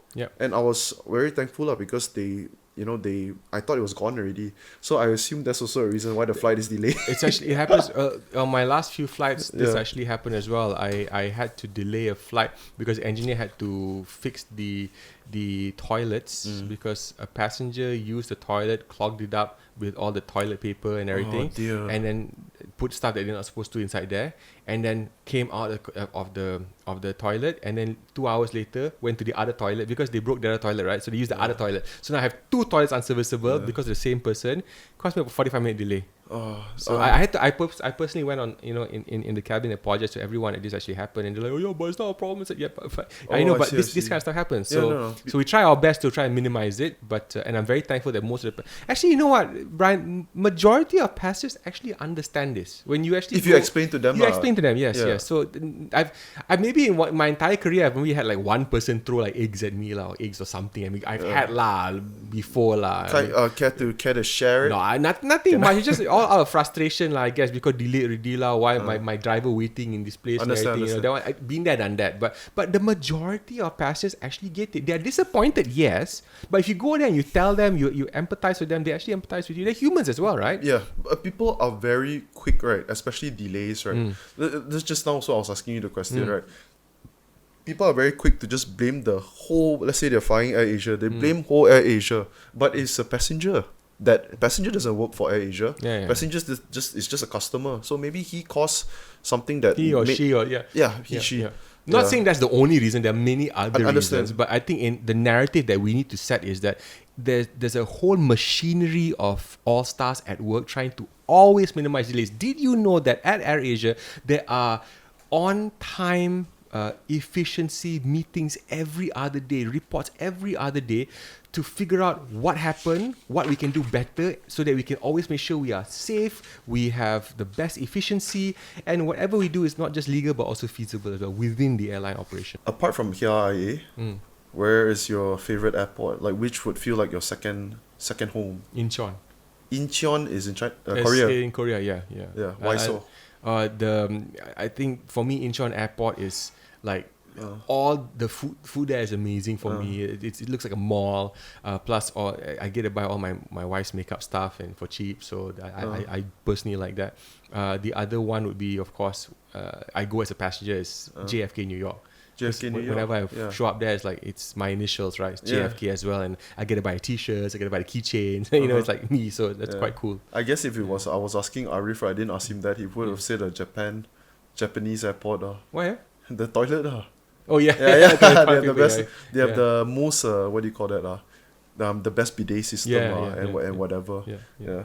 So tell me, what's next for the aviation industry, man? Like, where do you see AI fitting into all this? AI, wow. I think and there's going to be a lot of backlash, you know, because of it's similar to having a auto driving. Oh, you're talking so you're talking about the whole AI part where one pilot is removed and there's only one more pilot left in the cockpit. Sure, maybe semi run by AI or fully Ooh, eventually. sorry, man. Okay, so for me personally, I think that shouldn't happen in my lifetime. Maybe even not my children's lifetime. But maybe I don't know. I'm just thinking. I am very. Okay, I don't want to use the word against. You might just be the old school dude. I am the old school dude. Understand? Probably because I also operate in the fact that I need a check and balance, because I also know my deficiencies as human, and I know human deficiencies as well. Yeah. So it's 100 times safer knowing that someone else is there to back me up if I can't perform that particular task or whatever. Having a robot is like, alamak gang, you know, or having no one there. Well, it's just like, would you have I don't know. Is this allowed in Malaysia? Like Tesla auto driving? Is it, you know what I mean? The Tesla cars? I don't know anything about the Tesla cars in Malaysia, auto drive, etc. But in planes, it is not allowed anywhere yet, full stop. They are working on it, yes. There are advancements towards it. They're going to try and proof it one day.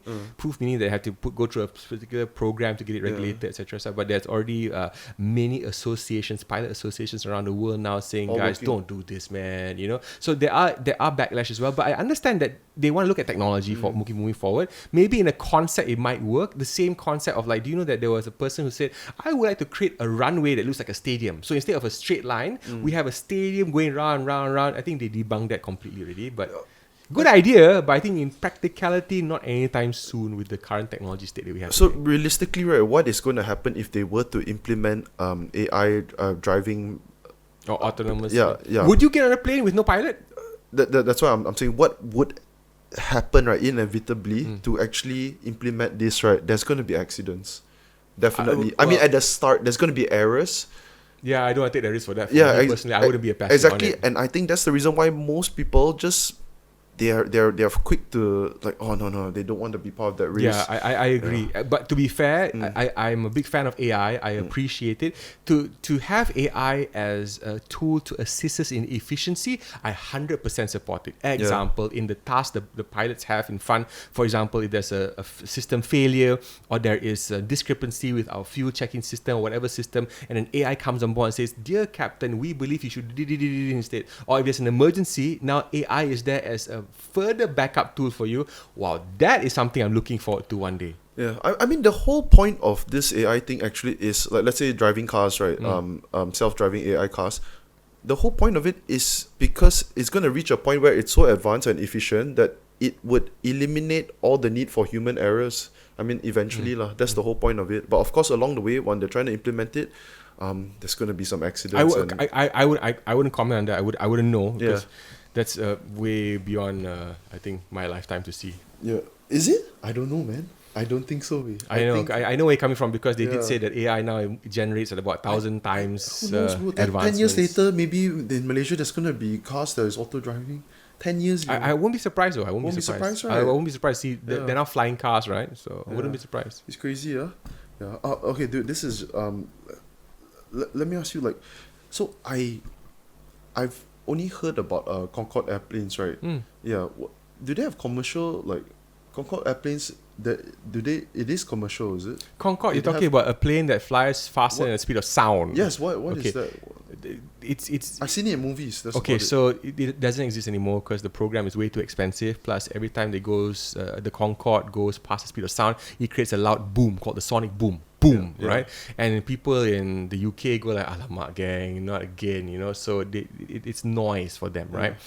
There is technology now. There are new companies with the current state of technology that they're creating aircrafts that can fly faster than the speed of sound without the sonic boom. That's being developed now. You can go and Google it and research it.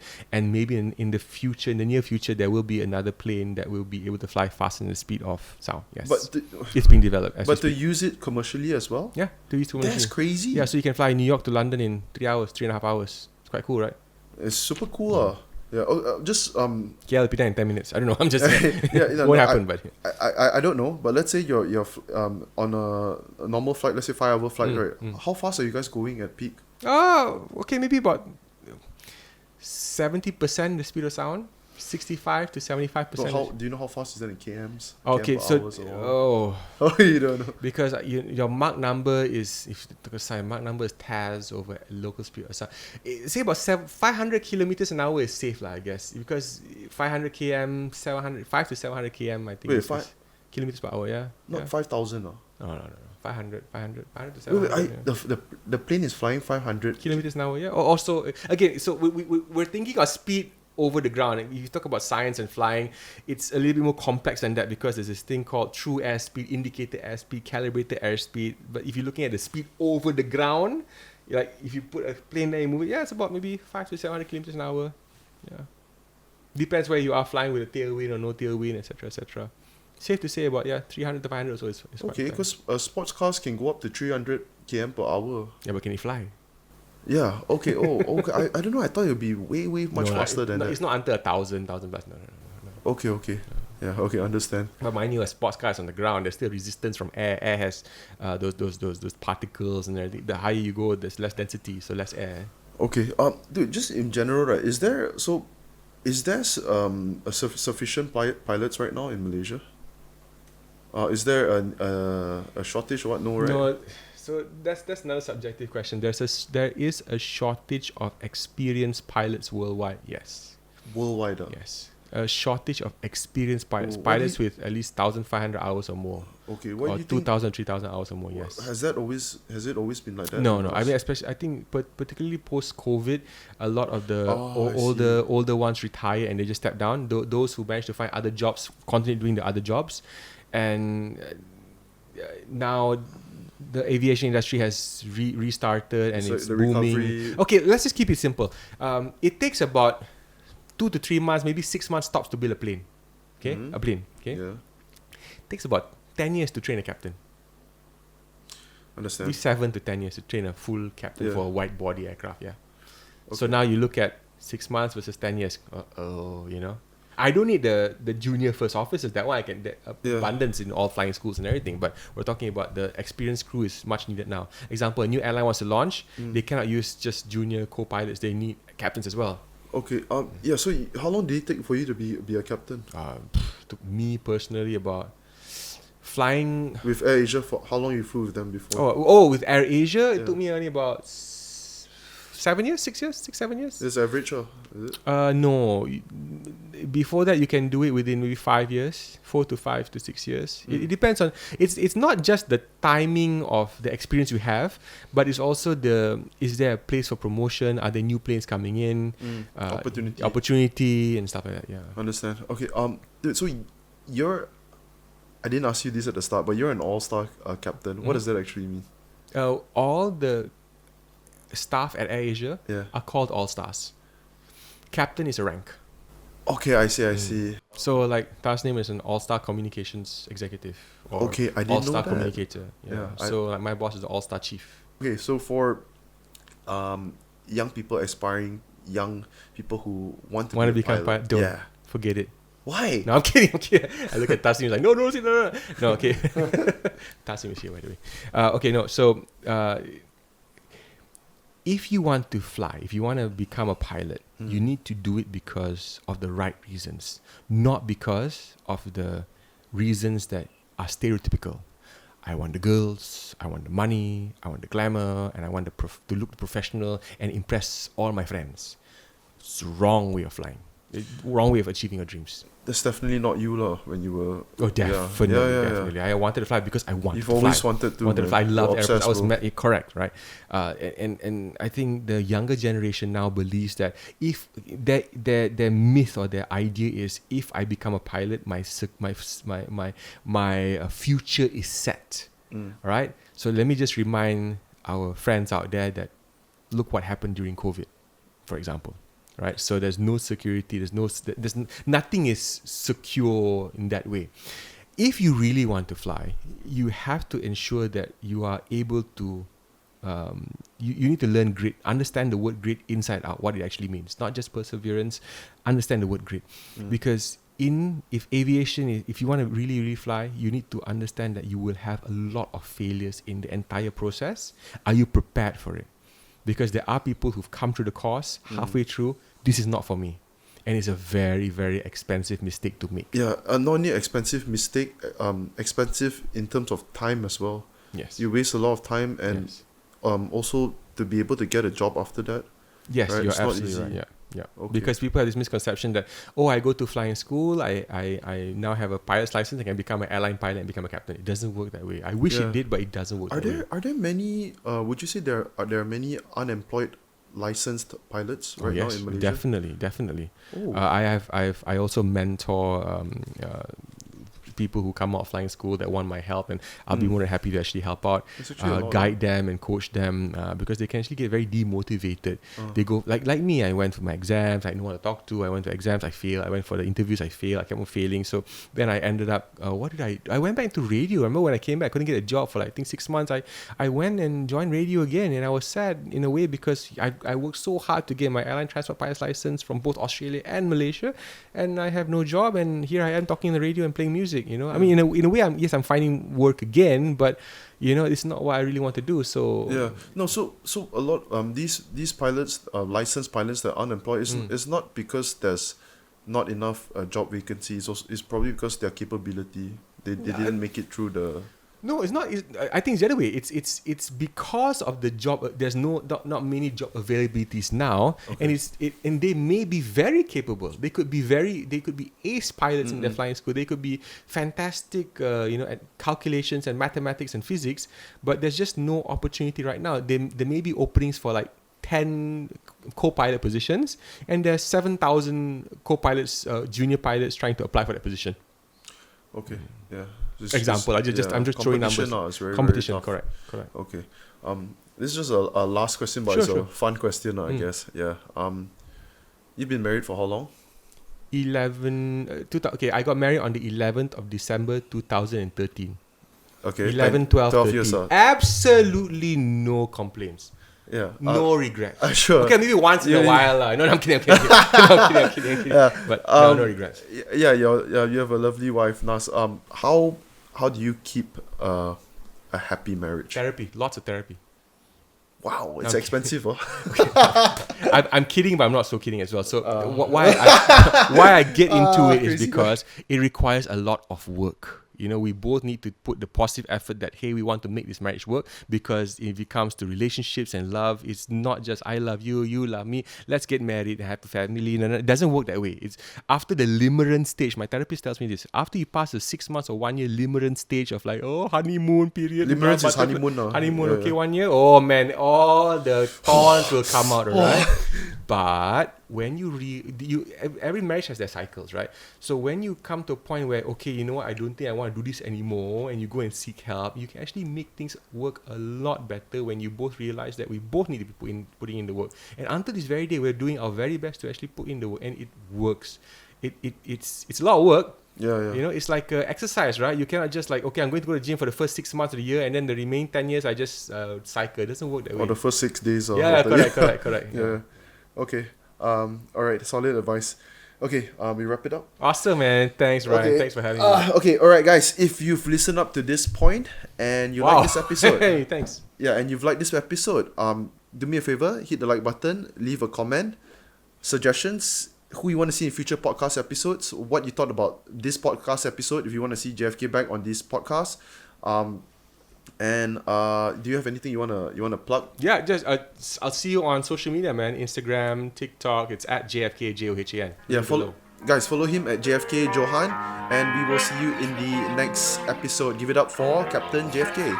See you, man. Yeah. Let's get it. To my homies, I'm missing my oldies, my brothers, my cronies. We all went to court, but before only courts that we knew were the ones where we were shooting threes, selling Kobe. To a legend, rest in peace to the old me, rest in peace to my brothers, rest in peace to my whole team. The oldest, I'm missing my shawty.